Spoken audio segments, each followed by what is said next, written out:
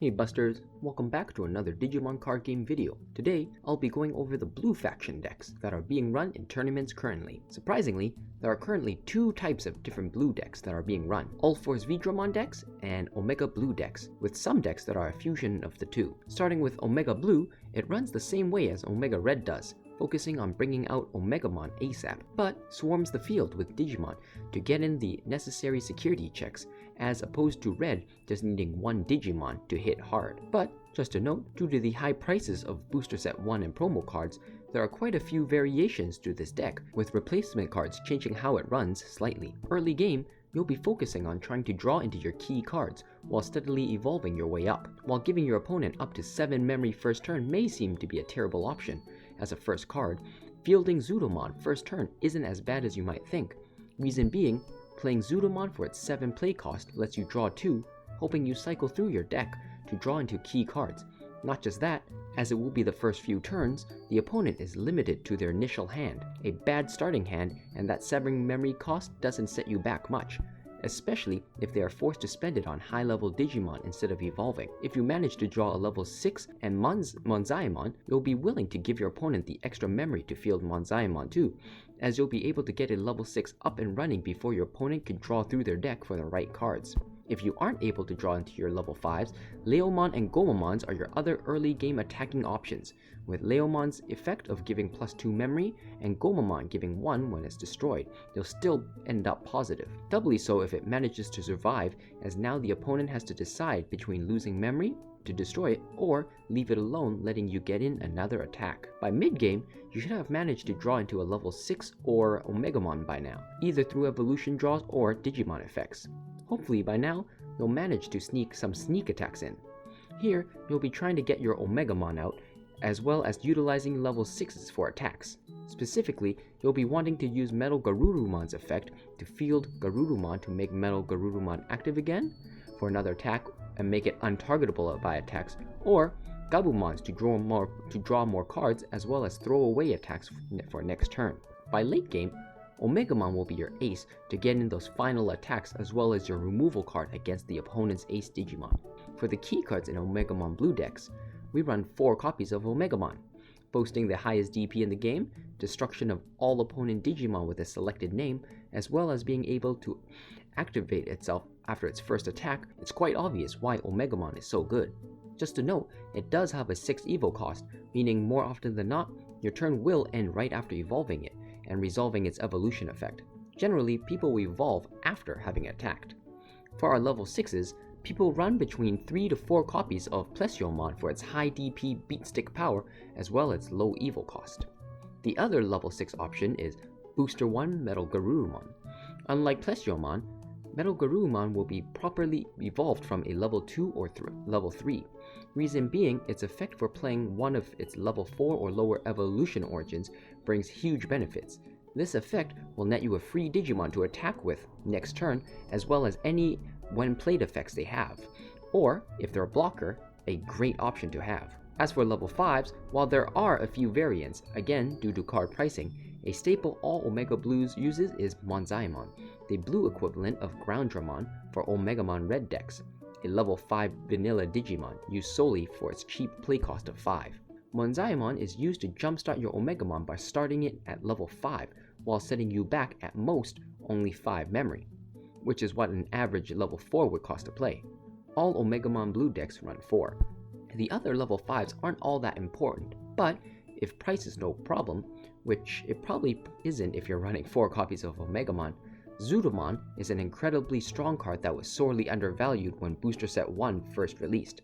Like Monzaimon, you'll want to play Zudomon for its play cost. While higher than Monzaimon, it makes up for its play cost by letting you draw 2 when played, as well as having an incredibly strong EOE of giving you +1 memory when you attack, while the opponent has a Digimon with no evolution origin. Combine this with Omegamon, that's pretty much +2 free memory. Generally, decks will try to run as many as possible. A good substitute for Zudomon, or if you feel you can't draw into level 5s easily enough, is starter deck Were Garurumon, which is run purely for its security +1 EOE. Generally, you'd include as many copies of Were Garurumon equal to the number of Zudomons you're missing. Moving on to level 4s, 4 copies of the generic blocker is always must have in all decks. The other key card is Leomon. Leomon is used purely as throwaway chip damage that you evolve into for drawing it into Omega-mon. If it loses the security check, you just gain 2 extra memory, letting you play an Elecmon to replace it right away, or for other plays without ending your turn. If it lucks out and survives, it acts as a security deterrent, as leaving it alive means it gets to attack again next turn. Also great to play it using Metal Garurumon's effect if it managed to survive and evolve all the way up there. 3 to 4 copies of Leomon is recommended. Garurumon is also played purely for its effect of making a Digimon active when it's played, more often than not from Metal Garurumon's effect. Generally, 2 to 3 copies are run. Gomamon is run in 4s for the same reason as Leomon, giving you free memory when it's destroyed from its EOE, while Elecmon is run in 4 copies for its cheap 2 play cost. Hammerspark is a staple blue card, giving you free memory or ending opponent's turn early with a security effect, a 4 copy no-brainer. Upamon is our choice Digitama and is run in 4s for its drawing power. Like in all card games, card advantage is vital. And that's it for Omega-mon Blue decks. While it originally topped tournaments for having the best draw engine in the game, counter decks are what led to the rise of Omega decks, but Ulforce decks are still incredibly consistent. As this deck revolves around V cards, there aren't much variations as the card slots are generally fixed. Early game, you'll be building up your Digimon and playing arenas for Ulforce searching, while trying for some chip damage with either Vidramon if you can activate its jamming effect, or if you played Zudomon for its drawing power. Note, if you draw into Zudomon and Ulforce early game, playing Zudomon into Ulforce once you have a Tamer in play is a very strong play despite giving your opponent the extra memory. Just by attacking, you can gain 2 memory, forcing your opponent to misplay their cards. Mid-game, you should have drawn into at least Arena or Promo Taichi by now and played them. So, Ulforce should also be set up, ready to tip the scales in your favor, and with its multi-attacking effect, it will win you the game within the next few turns if left alone. If you weren't lucky enough to draw into Ulforce, you'd focus on making sure to destroy all resting opponent Digimon whenever you get the chance. As you only have the one win condition, that being Ulforce Vidramon, late game is the same as mid game, with you trying to bring out another Ulforce if your first one was destroyed, or to bring out your first one. As this deck is pretty specific, there are quite a few key cards. Ulforce Vidramon is the only level 6 you run, as Tamers eat up the other level 6 spaces, 4 copies as it's your win condition. For level 5s, Aero Vidramon for its effect of making your Digimon active when you evolve into it while you have a Tamer is great.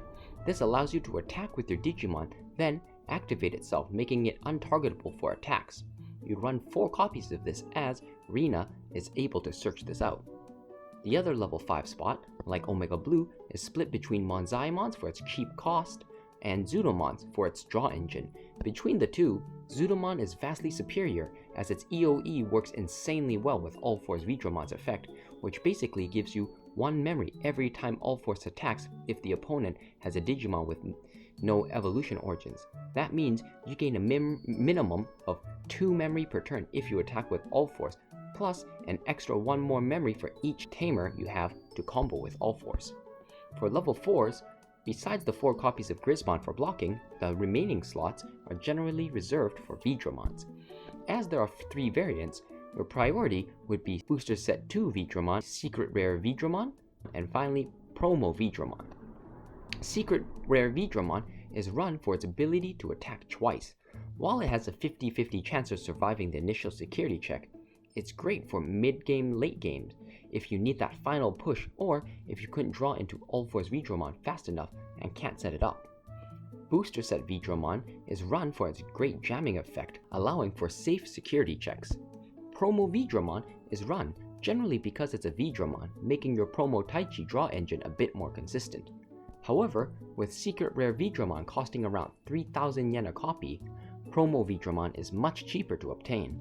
For those that don't like buying second-hand cards, Leomons and Gorimons can be decent substitutes, used for the same reasons in Omega-mon Blue decks. However, because they are not Vidramon, they do run into a problem of, clogging up the hand due to you not being able to utilize Promo Taichi's draw effect for your draw engine. For level 3s, Vmon is run as it's a Digimon with V in its name, as well as it lets you draw 1 if you evolve it into secret rare Veedramon. For tamers, Rina is run in 3 to 4 copies.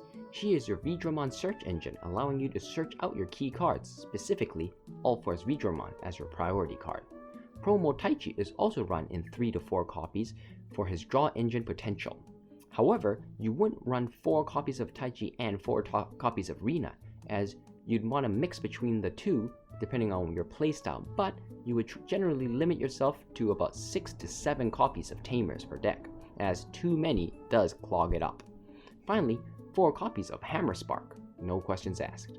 While Ulforce decks are incredibly strong once it sets up, it does rely solely on having tamers out, which means you need to balance playing them and evolving your Digimon at the same time. This means that the opponent will target your level 4s or level 5s much more than other decks. But more often than not, you'll have 2 or 3 tamers out, meaning 3 to 4 attacks by the time you can get your Ulforce out. Not just that, if you evolve from a Zudomon, that means you can gain up to 3 to 4 memory just for attacking on top of whatever memory you started with. But it does have the weakness of having tamer cards clog up your hand, as well as being slightly weak if you can't draw into Ulforce, or if it gets destroyed. So there you have it, the 2 types of blue decks that are being run in the current meta. Honestly, I knew Ulforce decks would be really strong as soon as Ulforce Veedramon was revealed to be in set 2, but I thought it would do better. However, the decks that top tournaments changes every week.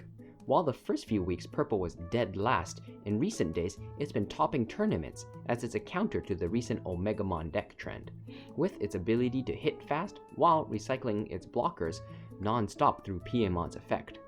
Anyways, thanks for sticking around till the end, and I hope you found this video useful. As always, let me know any questions or comments you have down in the comment section below.